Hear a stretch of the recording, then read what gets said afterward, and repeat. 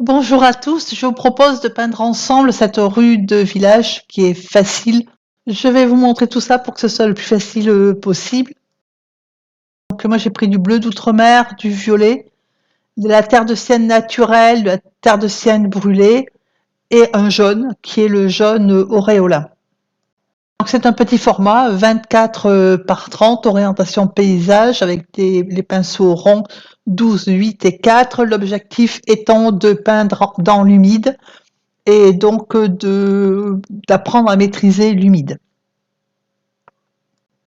Alors j'ai peint le ciel bon, avec du bleu et ensuite une fois qu'il est sec, je prépare ma peinture, donc c'est la terre de sienne naturelle, relativement humide et je vais mettre en fait aléatoirement parce que je cherche pas à peindre les bâtiments de façon très précise. Alors j'évite quand même tout ce qui est ouverture, hein, c'est-à-dire volets et portes, mais c'est juste pour pouvoir mettre les couleurs que je veux après, tout simplement. Donc avec le pinceau numéro 12, je mets de la peinture, donc il y a des endroits où il y en a plus, il y a des endroits où il y en a moins. Voilà, donc après, évidemment, au niveau du toit et tout ça, il faut que ça soit à peu près à peint. Et je vaporise en tenant en levant ma feuille de manière à ce que la peinture coule en bas. Alors si elle coule en bas, c'est pas grave. Enfin, faut juste protéger la table. Et ensuite, il faudra s'occuper de ce qui coule. Mais au niveau de la peinture, des murs, ça pose pas de problème. Ensuite, j'ai ajouté un petit peu de terre de sienne brûlée, selon le même principe. Alors évidemment, pas partout, parce que si vous faites partout, vous aurez des facettes qui seront homogènes. Et moi, c'est pas ce que je voulais. Ensuite, j'ai ajouté un petit peu de terre de bleu, très diluée. Donc, ce qui fait que et ensuite un petit peu de violet. Pas forcément au même endroit que le bleu, toujours dans le sens vertical. L'objectif étant de suggérer les traces de pluie hein, et éventuellement de pollution qu'il y a sur les crépis des murs. Voilà, donc je cherche pas forcément à peindre quelque chose de façon très précise. Je cherche à déposer une couleur ou des nuances sur mes murs. Alors je fais pareil de l'autre côté en sachant que l'autre côté le mur est un peu moins sale. À droite c'est le côté ombre, la lumière elle éclaire la façade que je suis en train de faire là tout au fond de la rue. Voilà, donc après ça c'est le premier passage de couleur. J'en ai mis un autre un peu plus tard. Là, ça pose aucune difficulté. Enfin, je veux dire, il faut juste pas dépasser sur le ciel, mais voilà. Faut préparer ces couleurs, les mettre assez liquides. L'objectif, c'est de pas faire, il faut pas faire trop foncé au départ, parce que bah, sinon vous pourrez pas doser vos nuances. Et une fois qu'on arrive en bas, on change de sens. Au lieu de peindre vertical, on peint horizontalement. Et j'ai mis du bleu, du violet, de la terre de sienne brûlée, en récupérant l'eau entre guillemets sale qui a coulé des murs. Par contre, il faut bien changer le sens de peinture hein, pour suggérer le sol, puisque les murs sont peints en vertical et le sol évidemment en horizontal. Donc là, j'ai attendu que ça sèche et j'ai remis en fait exactement selon le même procédé des couleurs en faisant attention de ne pas avoir les murs des maisons complètement identiques à chaque fois. Donc là, je veux dire je mets les couleurs entre le bleu, la terre de sienne naturelle, la terre de sienne brûlée, de temps en temps un peu de violet, voilà, de toute façon un peu aléatoire. Alors il faut penser à mettre un peu plus de foncé au bas des murs, hein, puisque quand la pluie tombe, ça, ça rejaillit hein, au niveau du bas des murs. Voilà, et puis donc j'ai fait une espèce de petit chemin non puisque c'est goudronné, mais une espèce de petite allée. On peut imaginer que c'est une zone piétonne et que donc sur les côtés, enfin au centre, il y a une espèce de petite rigole un peu inclinée de manière à récupérer l'eau de pluie. Voilà.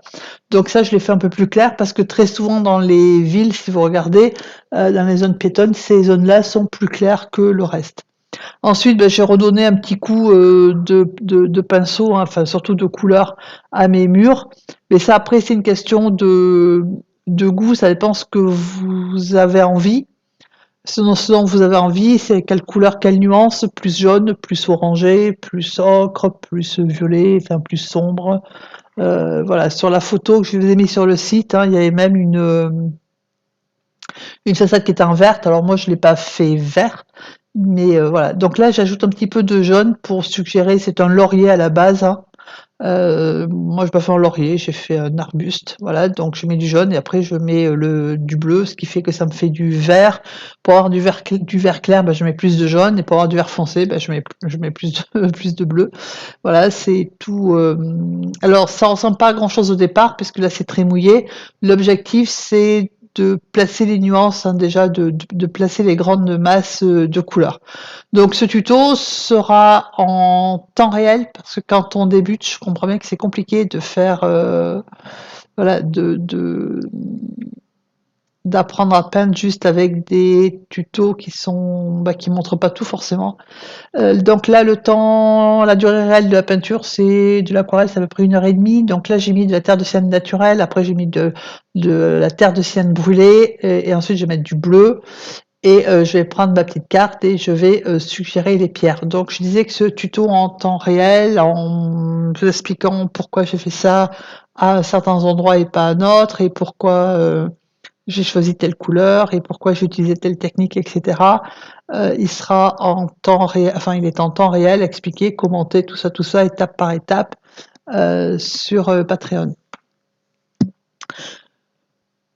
Voilà, donc après, bah, on prend une carte ou un couteau ou une lame, enfin ce que vous avez, quelque chose, et on suggère les pierres. Donc après, il faut faire attention au sens des pierres, puisque le muret, forcément, il y a 3 parties dans le muret, enfin, ou 3 sens dans le muret.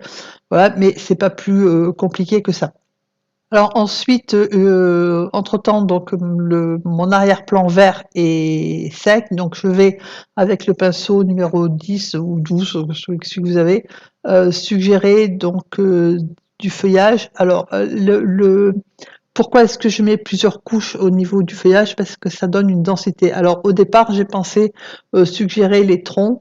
Voilà, j'ai laissé ça, après j'ai changé. Mais voilà, pour le laisser comme ça si ça vous plaît. Et au niveau des tuiles, je les ai fait donc avec la terre de sienne brûlée, en faisant des espèces de petits pointillés. Alors, j'ai pas dessiné vraiment les tuiles parce que c'est loin.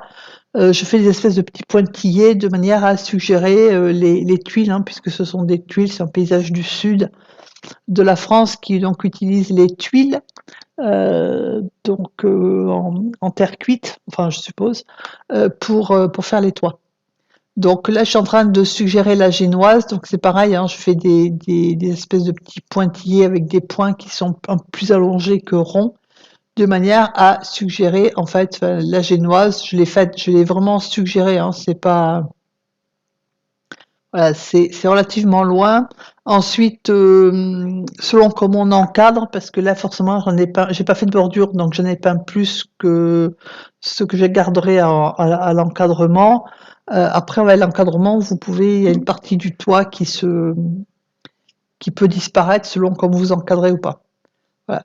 Donc ensuite, on va préparer. Donc j'ai préparé au niveau de l'ombre. Donc l'ombre, c'est de la terre de sienne brûlée, un petit peu de violet, un petit peu de bleu. Ça me fait une couleur d'ombre qui est pas trop, enfin qui jure pas.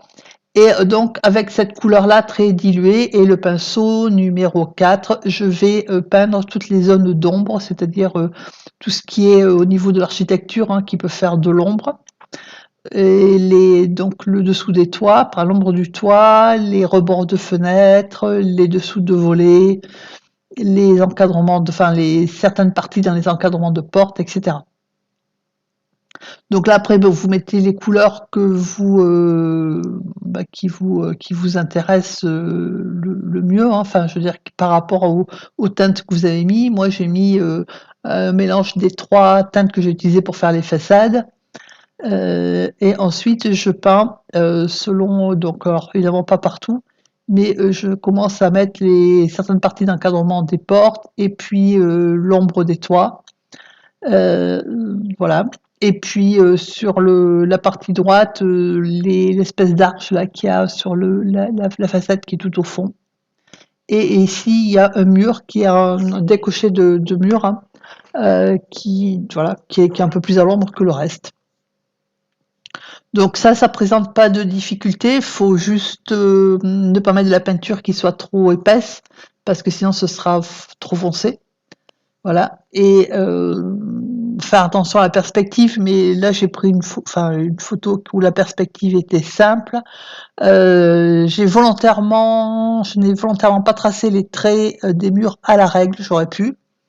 Je l'ai pas fait, et donc je les ai tracés à la main, donc ces endroits c'est plus ou moins droit, parce que dans les villages on n'a pas forcément que des murs, dans les vieux villages, hein, ou dans les quartiers de des vieilles villes, on n'a pas forcément des traits, des murs qui sont droits, hein, ils sont souvent, surtout s'ils datent du Moyen-Âge, un peu inclinés. Voilà, et puis ça donne un aspect peut-être un peu moins apprêté, un peu plus. Voilà. Donc c'est volontaire. Après, si vous voulez des murs droits, il faut prendre la règle, il faut les tracer à la règle. Moi, je l'ai pas fait. De la même façon que j'ai pas tracé les séparations de maisons de façon avec des traits bien nets et bien continus, hein. Je l'ai plutôt suggéré par les couleurs utilisées plutôt que par des traits. Une fois que les encadrements sont secs, vous faites les volets et les portes. Donc moi j'ai mis une unité dans les couleurs, hein, c'est-à-dire que dans la réalité il était un peu, les volets étaient moins assortis, on va dire, d'une maison à l'autre. Donc là j'ai conservé le côté, il y avait en fait un mur qui était vert, la façade verte avec les volets verts. Euh, voilà, moi j'ai tourné dans les bleus verts, hein, et dans les bleus et bleu violet. Ensuite, une fois que, donc là c'est pareil, ça présente pas de difficulté, c'est des rectangles à peindre. Et j'ai remis un petit peu donc à sec de couleurs sur mon arbuste, enfin mon laurier, enfin moi c'est pas un laurier, hein, c'est un arbuste.